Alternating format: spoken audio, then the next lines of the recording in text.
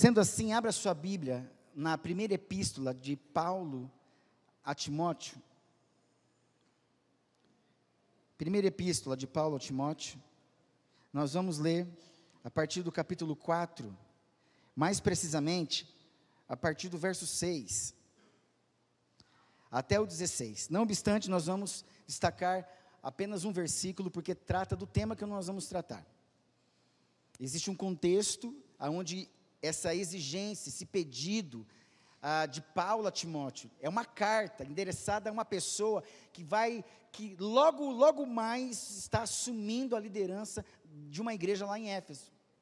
Olha que interessante, alguém que está ocupando já é membro dessa igreja, já é reconhecido pela igreja, presta atenção aqui, já é reconhecido pela igreja, Timóteo, já era reconhecido pela igreja, era jovem, e Paulo o tem como discípulo, se torna um pai espiritual para ele, e dá recomendações para ele, dentro de um contexto difícil, naquela época, nessa igreja, para Timóteo. Vamos lá, verso 6, diz assim, 1 Timóteo capítulo 4, a partir do verso 6, diz assim: expondo estas coisas aos irmãos, serás bom ministro de Cristo Jesus, alimentando com as palavras da fé e da boa doutrina que tens seguido. Olha lá, ele está falando para Timóteo. Mas rejeita as fábulas profanas e de velhas caducas, exercita-te pessoalmente na piedade, pois o exercício físico para pouco é proveitoso, mas a piedade para tudo é proveitosa, porque tem a promessa da vida que agora é e de que há de ser. Fiel é esta palavra e digna de inteira aceitação. Ora, é para esse fim que labutamos e nos esforçamos sobremodo, porquanto temos posto a nossa esperança no Deus vivo, Salvador de todos os homens, especialmente dos fiéis. Ordena, ensina estas coisas. Verso 12: ninguém despreze a tua mocidade. Pelo contrário, torna-te padrão dos fiéis, na palavra, no procedimento, no amor, na fé, na pureza. Até a minha chegada, aplica-te à leitura, à exortação, ao ensino. Não te faças negligente para com o dom que há em ti, o qual te foi concedido mediante profecia, com a imposição das mãos do presbitério. Medita estas coisas, e nelas sê diligente, para que teu progresso a todos seja manifesto. Tem cuidado de ti mesmo e da doutrina. Continua nestes deveres, porque fazendo assim, salvarás tanto a ti mesmo, como aos teus ouvintes. Você acha que isso aqui é só para Timóteo?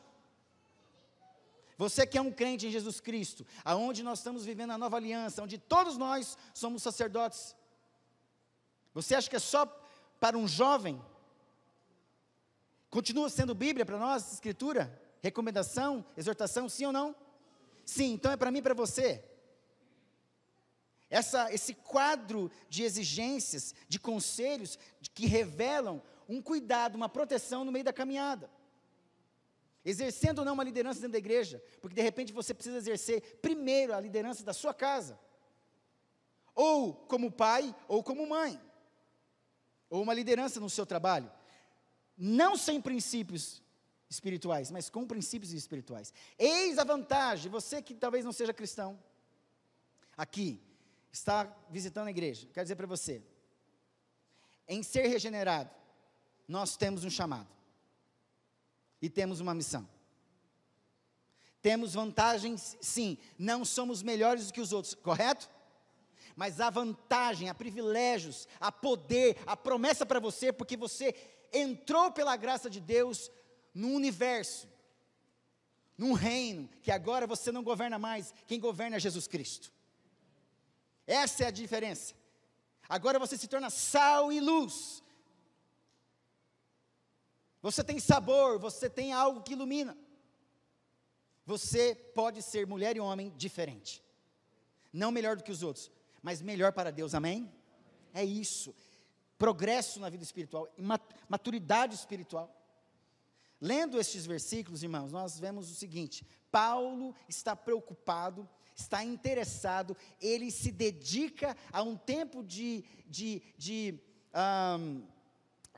como posso dizer, de escrever, de meditar e de pensar, guiado pelo Espírito, e com vontade de ministrar a vida de Timóteo, e recomendar isso, para que ele não negocie o seu chamado e a sua missão. Paulo começa a incentivá-lo: olha, ninguém despreza a tua mocidade. Porque o contexto aqui dessas palavras, se você vê no primeiro versículo do capítulo 4, presta atenção, lê lá comigo. Olha só o tempo onde ele se encontra, onde Timóteo está vivendo em Éfeso. Paulo, ele tem uma visão do futuro, ou melhor, a visão do presente, e enxerga que as coisas estão difíceis, sim, e difíceis não porque fechou o tempo, está cheio de nuvem, vai dar um trovão, vai ter raio, não é isso. Ele está falando que os tempos difíceis é por conta que está tudo desorganizado, e quem causa o tempo difícil somos nós. Ímpio causando tempo difícil é normal, mas crente participando do mesmo exercício não pode ser. Por isso que você que exerce uma função, você tem que ser diferente, ser sal e luz, amém? Alguém tem que falar que ó o sal chegando, ó a luz chegando, vai incomodar. E a gente tem que ser diferente até no meio dos que estão aqui. Paulo escreve com a intenção, mas olha só o verso 1 do capítulo 4. Ora, o Espírito afirma expressamente que nos últimos tempos, alguns apostatarão da fé, por obedecerem os espíritos enganadores e os ensinos de demônios.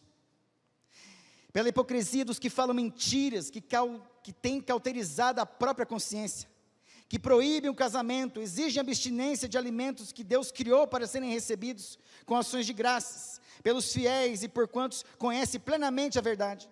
Pois tudo que Deus criou é bom, recebido com ações de graças, nada é recusável, porque a palavra de Deus e pela oração é sã. Aprenda aí, aquele alimento que você recebeu, se você tem fé suficiente para crer que Deus pode abençoar, coma. Coma.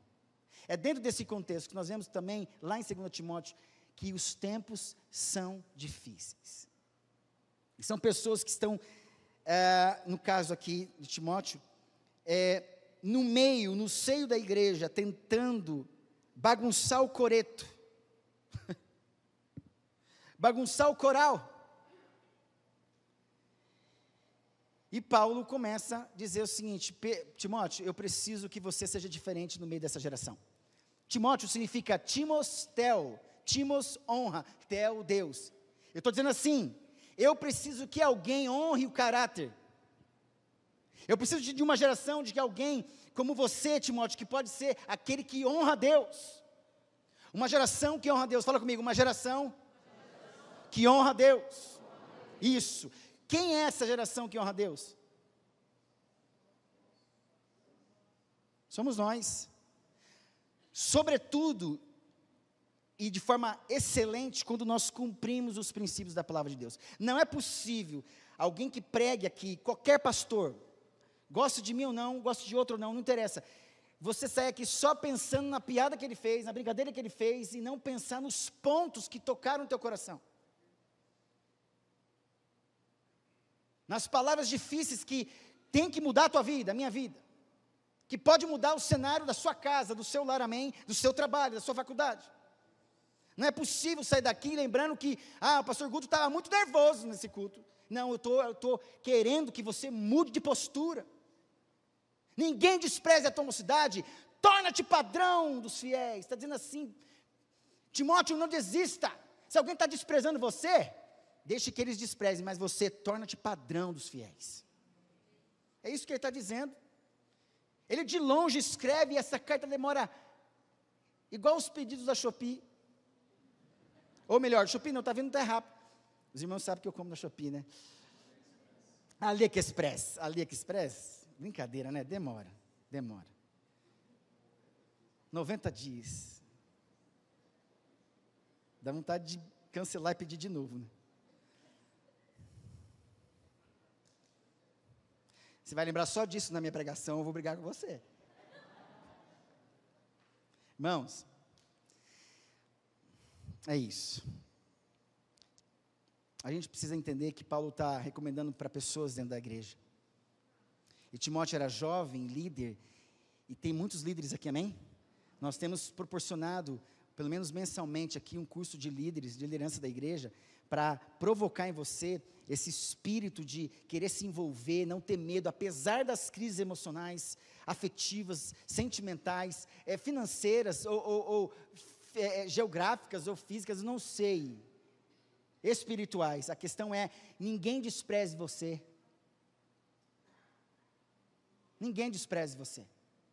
No meio de uma igreja onde tem problemas, crises, nós precisamos de pessoas que estão entendendo que Deus está chamando para uma responsabilidade. E eu quero ser breve na minha mensagem, amém? Fala amém. Amém.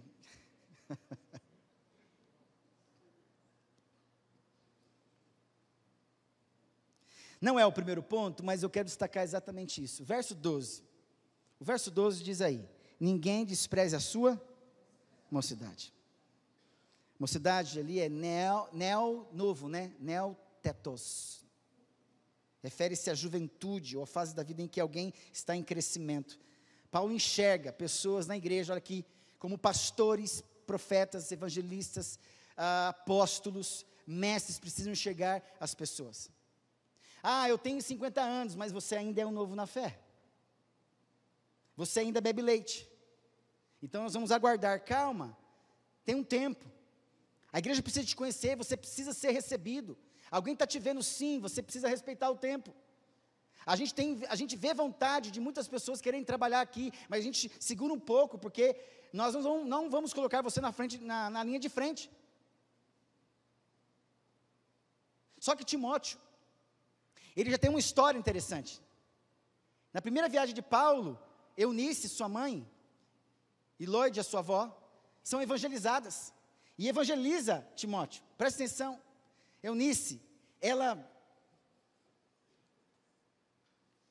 significa boa vitória. Nike.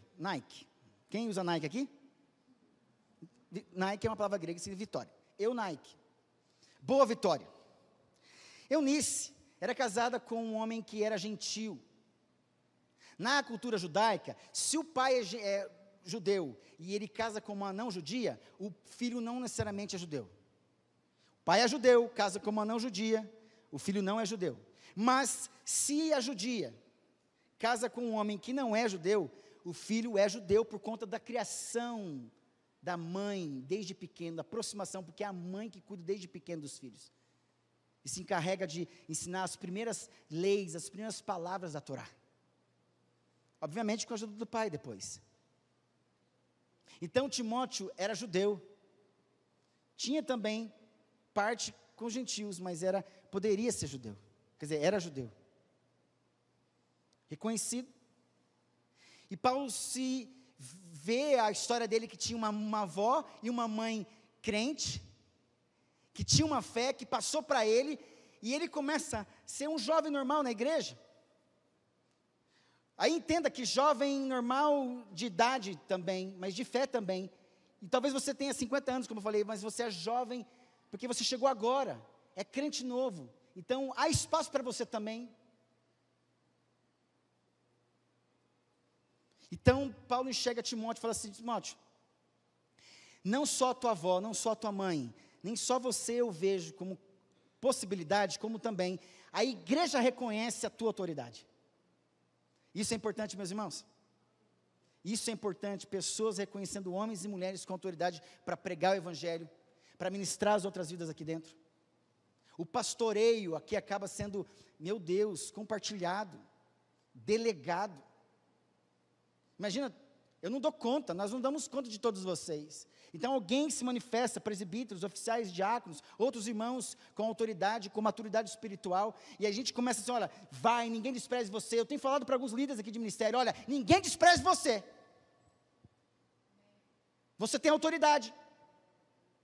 Porque a gente via que pessoas causava ingerência em algumas lideranças na igreja. Aí o que o pastor vê? Está tudo fora do lugar. Você tem autoridade. Se você der esse rumo aqui, nós vamos para esse lugar aqui. E você tem o meu amparo, como pastor. É isso que Paulo está dizendo, olha, a igreja reconhece você, a sua avó é uma mulher crente, a sua mãe também é, mas você não despreza aquilo que foi imposto com as mãos sobre você. Meus irmãos, basta, sabe o quê? Às vezes nem tem ninguém, nem precisa ter alguém que despreze você, basta você não reconhecer que você tem um chamado. Uma crise profunda pessoal dentro de você já destrói você sem alguém desprezar você. E desprezar aqui significa catafronel, cata para baixo, fronel pensar sobre você lá embaixo. É isso, o desprezo é isso, é olhar para você de cima a baixo e ficar embaixo. O desprezo é alguém que olha de cima a baixo e diz assim, você está abaixo de mim. Eu penso pouco sobre você, não quero pensar que você tem potencial. Só que Jesus olha para a gente e vê, tem vida dentro de você. Você pode, você é capaz. A galera não está vendo, mas eu estou te vendo. É isso, meus irmãos. Ninguém pense sobre você lá embaixo. Aliás, tome uma postura, torna-te tipos, padrão. A palavra que ele usa aqui, padrão, significa, torna-se que uma tábua, onde Deus pode começar a fazer uma escultura. Tipos significa padrão, modelo. Algo batido com as mãos, algo administrado com as mãos para revelar. É isso, enquanto você está no caminho, no chamado de Deus, na missão de Deus, Deus vai amoldando você, e você vai se tornando dentro de uma comunidade, um padrão para aqueles que creem. É isso, as pessoas vão olhar para você, e vai dizer, ó, eu posso confiar nesse cara, eu posso confiar nessa mulher, eu posso confiar nesse casal, eu posso confiar nesse líder. Porque ele é alguém fácil, que pode se tornar padrão, mas é um padrão não porque eu me construo, porque Deus constrói você. Então ninguém despreze você, porque você é a criação, objeto da transformação de Deus, para se tornar testemunho para outros. Meu Deus, que poder é esse? No meio do tempo difícil, onde a gente quer ser amoldado pelo mundo, por isso, não vos conformeis com este. Está aí, ó, mas transformai-vos pela renovação da vossa mente. O problema é que a gente recebe as informações, as formações, os padrões desse mundo, traz para cá, aí entra em conflito com quem não pensa como você, com quem não está sob o mesmo crivo da palavra de Deus. Porque a grande discussão dentro da igreja, entre nós, não deve ser quem é que vai ganhar o discurso. Pelo contrário, se nós dois, eu e você, estamos discutindo ou conversando sobre o mesmo peso do princípio. Coloca o princípio aqui em cima, e a gente diz assim, ó, o negócio é o seguinte, eu penso assim, você pensa assim, mas e aí, o que a palavra diz sobre o que nós pensamos? Então vamos fazer o que a palavra pede? Sim, você tem que pedir perdão para mim, eu te perdoo, eu peço perdão para você, você me perdoa também, correto?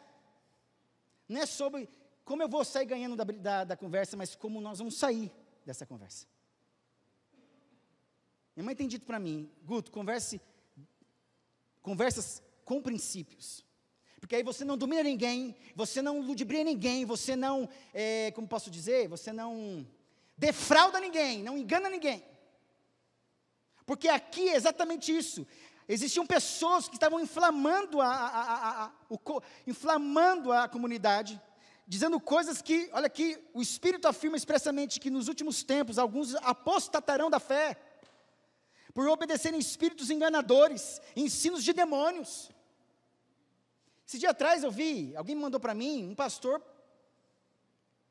pregando numa conferência, falando que conversa com uma caveira, que disputa corrida com a caveira, e entregou um presentinho para aquele congresso, não sei quantos pastores, cada um pagou uns R$300, eu acho, e deu um caixão com uma caveira de presente para o povo. Só eu vi. Alguém viu? Me ajuda então para não me deixar mentir sozinho. Alguém viu isso? Imagina eu, dando para você um caixão com uma caveira. Olha essa caveira que correu comigo lá no pasto. Gente,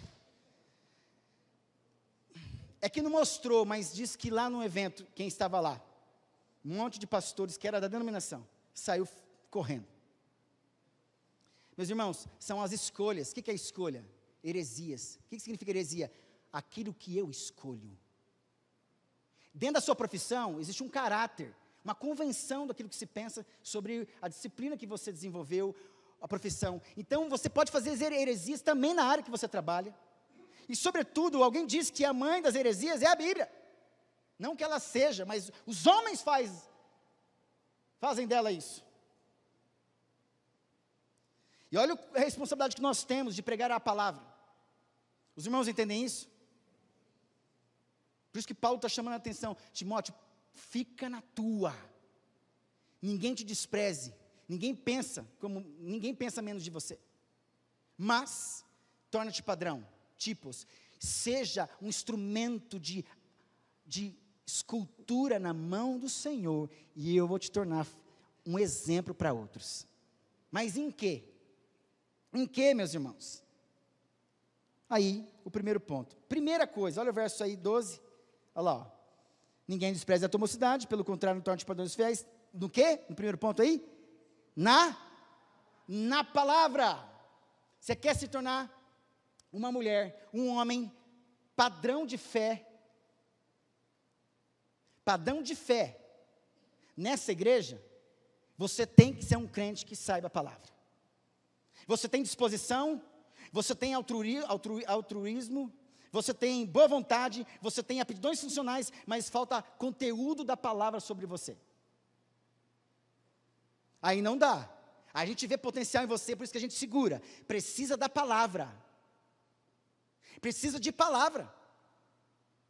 Ter conteúdo, tem que ter um histórico, tem que ser desenvolvido por essa palavra. Por isso que a palavra no hebraico significa dabar, movimento no interior do teu espírito, movimento no interior da tua mente, porque é isso, a palavra é viva e eficaz, energes, en dentro, ergo, trabalho, trabalhando dentro, uma cirurgia. A palavra, quando eu leio, ela trabalha dentro de mim, ela é viva e eficaz. Quando ela trabalha dentro de mim, ela separa juntas e medulas.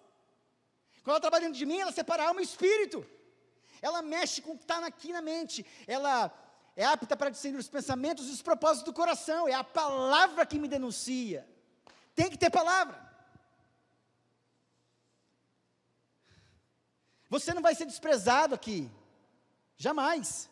Você vai ser acolhido. É o que nós estamos tentando fazer. Mas saiba, cada um de nós aqui temos a responsabilidade de crescermos na palavra, amém? E a gente percebe aqueles que quando a gente vai conversar, você sabe que a pessoa conversa dentro da palavra. Essa é a diferença de crentes maduros. Quando vai falar, ele fala na palavra. Bota um crente maduro com um crente não maduro, que leva a vida como um carnal, um bebê espiritual, um carnal, crente carnal, é salvo, mas o miserável, ele é carnal. E a Bíblia fala sobre isso, ela usa essa expressão. Aí entra em conflito. Parece um crente debatendo com um não crente, mas ele é crente. Só que ele não entende, não tem entendimento. Ele ainda está no leite, ainda ele briga, ele chora por causa do leite. Verdade, né? Falou verdade aqui, amém. Mas é verdade, meus irmãos, está na hora de evoluir. Deus tem uma quiesa espiritual para você. O preço já foi pago. A palavra é esse rodízio infinito de possibilidades de transformação, cura, libertação, salvação, reconciliação, amém? Sim, torna-te padrão no quê? Primeiro, na palavra. Qual é a lição aqui? A comunicação clara e fiel à palavra de Deus é essencial para a liderança. O tema da nossa pregação é exatamente isso, liderança como desafio de compromisso e de influência. Exercer uma liderança como compromisso de liderança com compromisso de influência. Torna-te padrão. Influencia. As pessoas vão ver que você é um homem que tem palavra. Não só palavra, mas que tem a palavra de Deus habitando dentro de você. Jovens, sois fortes, porque a palavra de Deus tem... Jovens, sois fortes. Tendes vencido o maligno, porque a palavra de Deus habita... Duas coisas você recebe, porque a palavra de Deus habita em vós. Você se torna forte e você vence o maligno. Muitos homens, muitas mulheres não estão vencendo pecados pequenos aqui, porque falta a palavra de Deus dentro de você. E o mesmo Paulo que fala isso. Melhor não, João que fala isso. Jovens, sois fortes, tendes vencido o maligno, porque a palavra de Deus habita em vós. Porque a palavra de Deus habita em vós, você tem vencido o maligno e você tem se tornado forte. Você vai vencer, meus irmãos, vocês vão vencer, amém? Não é teologia do triunfalismo, não, é de obediência. Precisa crescer, estudem juntos, você e sua esposa, cresçam, orem juntos. A primeira intimidade não é sexual, a primeira intimidade de um casal é espiritual, é união, é uma união de propósitos. Porque não tem essa intimidade profunda, falem todas as outras. Aí a gente quer colocar a que dá mais prazer como a principal, esquece que a principal, que dá saúde para aquilo que vem depois, porque, meu Deus, primeiro vem o arroz e feijão, o respeito, o amor, o compromisso, a fidelidade. Depois vem a sobremesa, que não é todo dia. Vocês entenderam o que eu quis dizer? Ah, que bênção. A mente de vocês, hein? Mas estamos falando aqui na bênção de Deus, amém? Não é todo dia. Mas o amor, o respeito é todos os dias. E é aquela coisa assim, de sobremesa, né? Gostinho de quero mais. É tão bom pensar isso na perspectiva do reino. Mas olha aqui, tem que ter palavra. A palavra mexe dentro de você, Deus vai organizando as tuas emoções, os teus sentimentos, a tua fidelidade, Deus vai curando o teu físico para você se tornar uma mulher, um homem de Deus, amém? É isso. Segunda coisa aí, é o quê? No procedimento, olha aí, na palavra, primeiro palavra, fala comigo, primeiro palavra. Segundo, procedimento. Aqui a palavra que ele usa no grego é anastrofi. Refere-se ao comportamento, ao modo de vida, indicando que a conduta pessoal deve refletir os valores cristãos.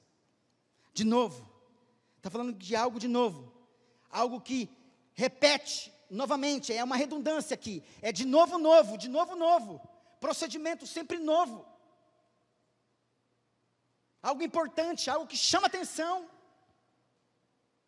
É isso, o teu procedimento tem que chamar atenção, você é padrão dos fiéis.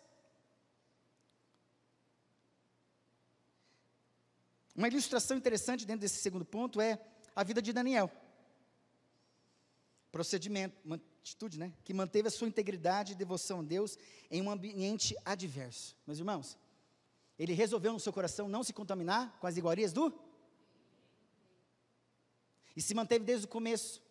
Depois, quando foi escolhido os jovens, ele mais Sadraque, Mesaque e Abednego foram escolhidos mais do que os outros pela boa aparência, pelo bom porte físico. Estou suando aqui, meus irmãos, estou sofrendo. Não sei porquê, agora que eu lembrei. Mas esse aqui está, ele vai vir. Obrigado. Estou me sentindo na cova dos leões. Ou melhor, na fornalha de fogo. E é isso. Olha aqui, o fato de você ser um jovem exortado por alguém mais maduro espiritualmente para você, sinta-se amado por Deus, sinta-se sim visto, porque você há a possibilidade, há potencial em você, você pode se tornar um homem ou uma mulher padrão no meio da igreja, amém?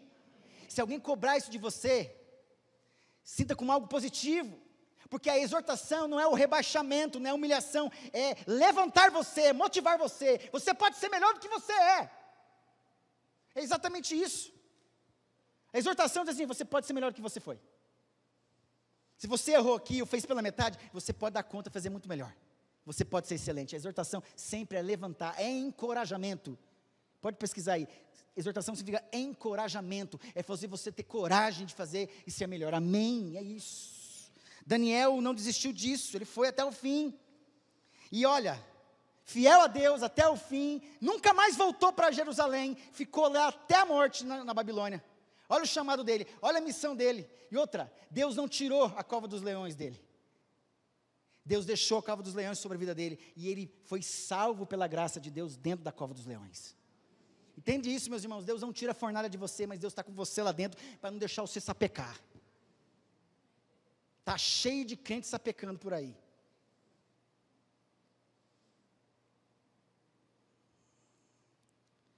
Qual a aplicação prática dentro desse ponto aqui do procedimento? É o exemplo de vida. A conduta pessoal deve estar alinhada com os princípios bíblicos que os líderes ensinam. Calvino dizia o seguinte, que um líder é um servo de Deus, um líder é um servo de Deus e deve liderar por exemplo, não pela imposição. Por exemplo, e não pela imposição. A lição que fica é exatamente essa: o comportamento diário de um líder deve refletir os valores cristãos que ele prega. O comportamento diário de um líder deve refletir os valores cristãos que ele prega. Presta atenção. O que você é, fala tão alto que eu não posso ouvir o que você fala. Pregue em todo o tempo, se necessário, use palavras. Porque o que você é, fala tão alto que você não precisa dizer nada. Pregue em todo o tempo, mas se necessário, use palavras. O teu procedimento é a luz. O teu procedimento é o sal. Chegou o sal para temperar. Chegou o sal para gerar sede. Eu quero ouvir mais você, porque o sal gera sede, amém? Ou você fica o dia inteiro lá no Guarujá e não bebe nada durante o dia. Vai morrer desidratado. O mundo está desidratado, meus irmãos. Com sal diferente. A gente precisa provocar com o sal de Deus para dar o líquido, para nutrir novamente esse povo para a salvação, amém? Terceiro ponto, pelo amor, aí ó. Procedimento, amor. A palavra que ele usa aqui é ágape, né? Ágape tem a ver com o amor de Deus, não está falando de filéu, de filantropia, amor ao próximo, não está falando de eros, de erótico, de homem para mulher, está falando no procedimento do amor de Deus. É um homem, é um líder que lidera pelo amor. A ilustração é uma ilustração interessante, mas a Madre Teresa de Calcutá, cuja vida de serviço e amor aos pobres é um exemplo de liderança cristã. Pelo menos lá onde ela trabalhou. E tem muitos outros missionários que foram exemplos de liderança cristã, em muitos outros lugares. Calvino dizia o seguinte, ou melhor, a ilustração interessante, a aplicação prática, é o amor altruísta. Demonstrar amor genuíno e sacrificial cria uma comunidade solidária e amorosa. Se você aplica esse amor revelador, porque, meus irmãos, o amor, ele é revelador. Olha aqui para mim. Quando a gente fala que liderança por amor, está falando assim que Deus está dentro de você, se revelando para cada momento. O amor, ele surpreende, ele te ajuda a ser não pego, por exemplo, numa situação de impaciência, e você entende que o amor é isso. Você lidera com amor e por amor, e não é fácil, porque a revel no hebraico significa Deus se revelando dentro de você, é Deus dentro de você, governando você por dentro e moldando você, porque a palavra que ele usa para mudar ali padrões dos fiéis Haká, significa administração com as mãos para revelar.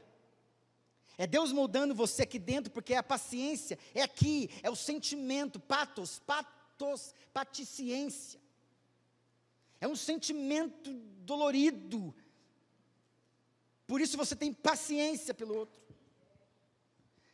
Impaciência é não ter esse sentimento pelo outro. E só Deus para dar isso, né? A longanimidade que é fruto do... Isso trata eu e você como pai, você como mãe, você como funcionário, você como patrão, você como líder da igreja, você como participante de um ministério da igreja. Você vai voltar para a tua casa, precisando crescer na palavra. A palavra será a fonte do bom procedimento sobre a sua vida, do amor que você precisa, amém? E também quarto, pela fé, liderança pela fé, não pode faltar fé, porque a fé é o que agrada ao coração de Deus. Aí ó, fé. Você precisa se tornar padrão dos fiéis na fé. E a fé refere-se à fé aqui, confiança, crença em Deus. George Miller, que confiou na provisão divina para as necessidades dos orfanatos que dirigia. Tem uma história interessante de George Miller, que tinha não sei quantas crianças, ele orou a Deus aquele dia. Se eu não me engano, essa história. E que, ele não sei se tinha 200 crianças, alguém me ajuda aí, e que ele estava orando porque não tinha mais nada para comer. Eu não sei o que aconteceu, quer dizer, agora a gente sabe, mas diz a história que ele não sei o que aconteceu. O padeiro, que estava passando em frente próximo do orfanato, quebrou, cheio de pão, quebrou o carro do padeiro, perto do orfanato, onde ele estava orando, pedindo para Deus mandar. Você acha que Deus fura pneu também, irmãos? Deus fura pneu. E o cara foi pedir ajuda no orfanato. E vendo o orfanato, falou assim: olha, o negócio é o seguinte, não tem como chegar onde eu vou chegar, e está cheio de pão, que vocês não querem pão não? Deus pode furar o pneu de quem Ele quiser para te ajudar, amém? Deus fura pneu. Um dia furou pneu, eu indo para Londrina. Olha só, porque homem não vale nada, né? Homem assim. Estou brincando, tá? Furou o pneu ali, chegando perto de Sertanópolis.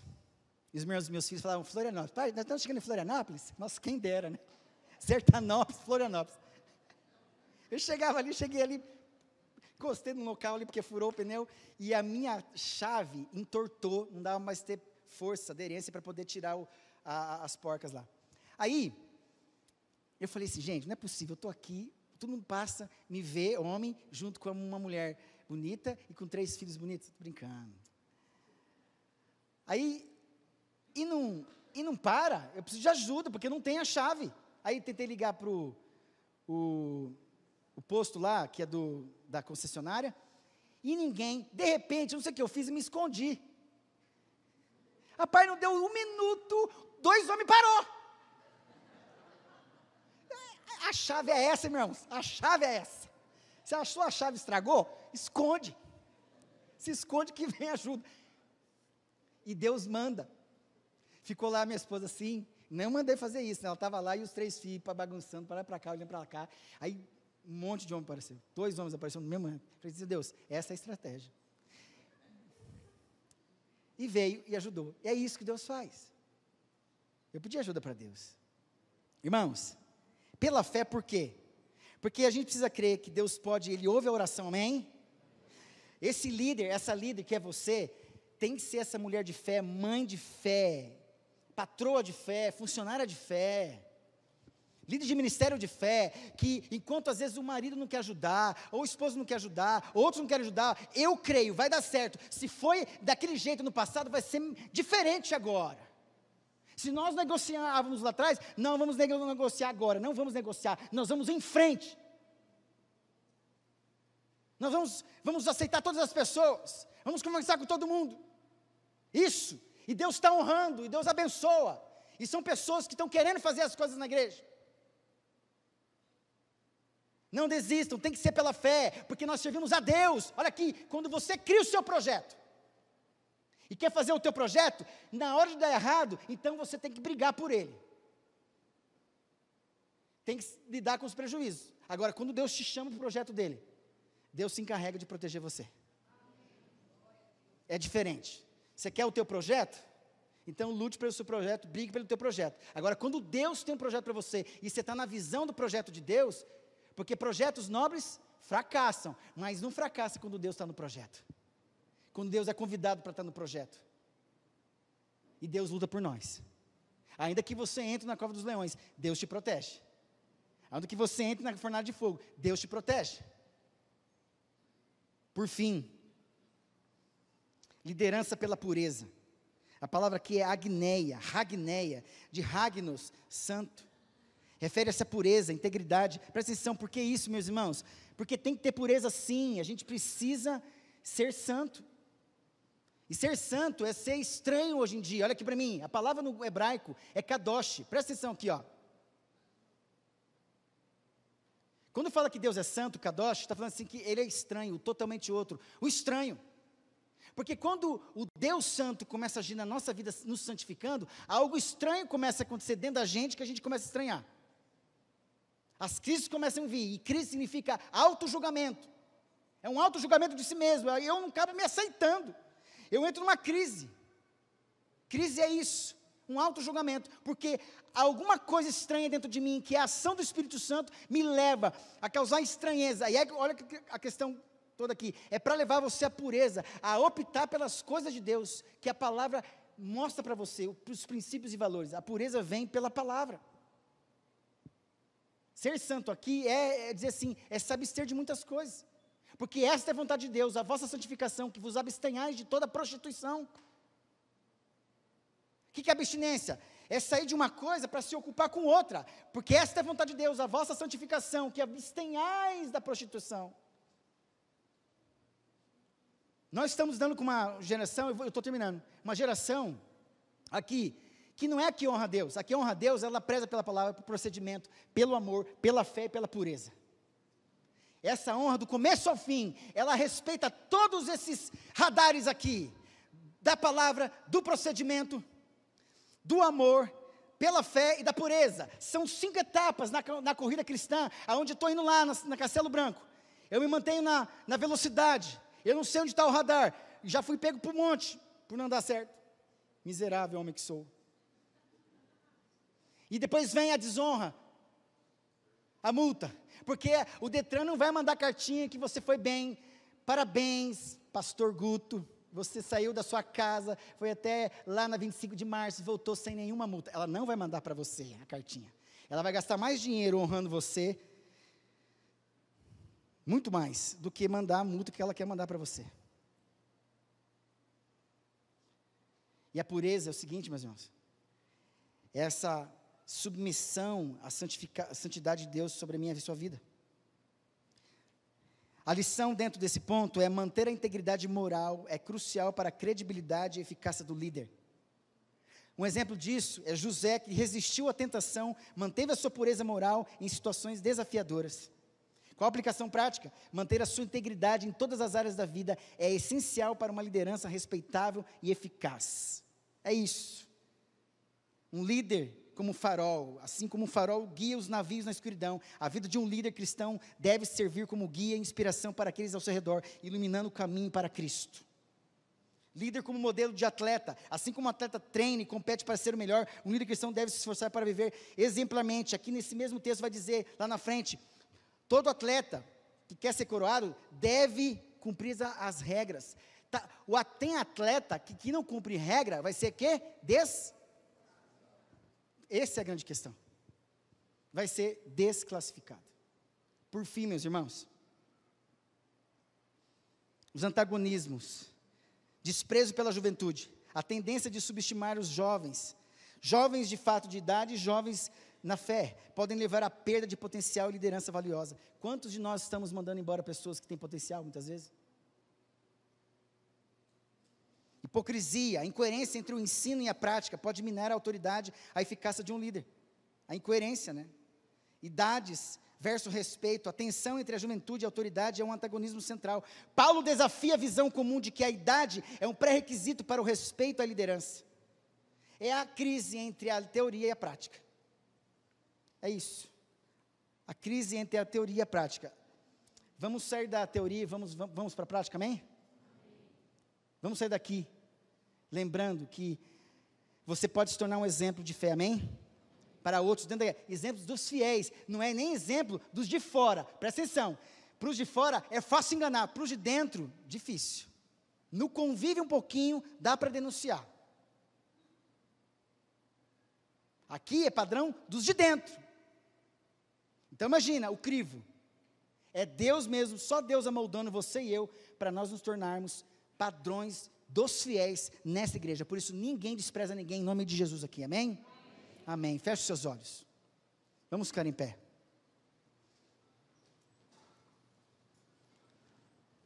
Toda e qualquer perseguição, como nós cantamos aqui, não pode parar você, amém? As suas crises, olha aqui, perseguições internas. Talvez não tenha ninguém de fato, mas existe alguma coisa dentro de você que te persegue. Você sabe que toda perseguição gera diáspora, dispersão. E a dispersão, sabe o que era, meus irmãos? Era o único jeito que Deus permitia a dispersão, sabe para quê? Para gerar dispersão. E a dispersão fazia com que a igreja se, presta atenção, as perseguições que estão dentro de você hoje vão gerar uma dispersão, vai expandir o crescimento, você vai se tornar um homem maduro, e você vai crescer espiritualmente em nome de Jesus. É isso. Se a igreja cresceu por conta da perseguição, por que Deus não faria você crescer com as crises que existem dentro de você? Então você vai sair daqui para crescer, para vencer em nome do Senhor Jesus, amém? Feche seus olhos. Pai bendito, recebe a glória deste culto, dos louvores, dos testemunhos, da ceia ministrada, Deus, do culto das crianças lá embaixo, Deus, tudo que foi feito, as orações, as intercessões, a palavra do Senhor ministrada nessa manhã, que de alguma forma, Pai, ataca o nosso espírito, a nossa mente, o nosso coração, as nossas afetividades, nos leve, Pai, a entender, Pai, que nós, Pai, sim, seremos desprezados, mas que nós podemos realmente lutar contra isso, Deus, e nos tornarmos nas Tuas mãos o padrão dos de dentro, dos fiéis. Sim, Deus, pela palavra, pelo procedimento, pelo amor, pela fé e pela pureza, nos santificando, nos levando a viver uma vida correta, numa geração tão perversa, tão fácil, tão diluída, tão vulnerável, Deus, o Senhor pode fazer dessa igreja, uma igreja diferenciada nesta cidade, em nome de Jesus. Uma igreja, Pai, que quer vida de verdade contigo e quer obedecer, e na obediência pela palavra, vai vencer no mundo onde o tempo está difícil, onde muitos estão no nosso meio, dizendo que é fácil viver a vida, e nunca, nunca, Jesus prometeu vida fácil para ninguém. Aliás, ele disse assim: você quer me seguir? Negue-se a si mesmo, toma a sua cruz e siga-me. Então, tome a sua cruz. Negue-se a si mesmo, toma a sua cruz e siga o Senhor Jesus Cristo, porque Ele vai te dar a palavra.